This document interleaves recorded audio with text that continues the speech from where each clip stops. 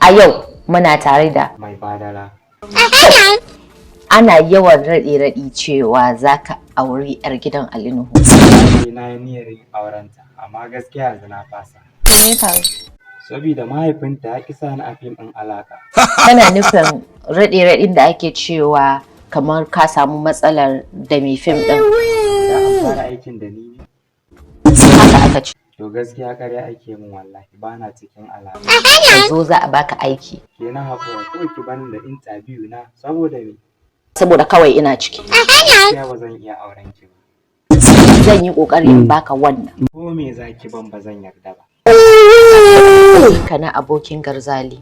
Baka bashi shawara kai ya bar gidan ba. Gidan wa kenan? Ali Nuhu. Na ai shi ta shafa. Shi Garzali ya bar gidan Ali Nuhu. Ya bar gidan ne saboda rashin yin kuɗi. Kai kuma sai aka ga kamar ka samu wurin zama ka baji. Mahaukaci ne ni, ina samun subsidy sai in tafi.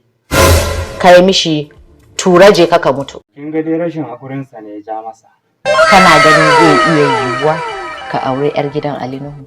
Tunda dai tana mahaukacin sona zan duba. An ce kana mutuwar san Maryam Yahya. Tabbas muna soyayya da ita. Ada.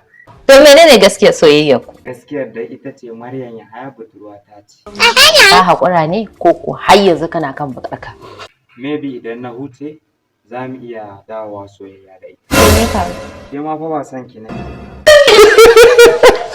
Har sai kin zo neman aure na. Wow! Ba zan zo ba.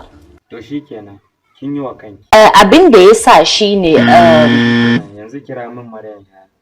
kai dai zaka kira ta. To bari in kira ta da kaina. In ba ta ɗauka ba fa.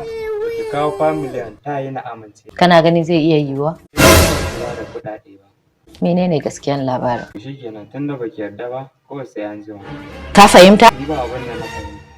Ka san kowa yana da nashi fahimta. Kin ga ba ma wannan ba.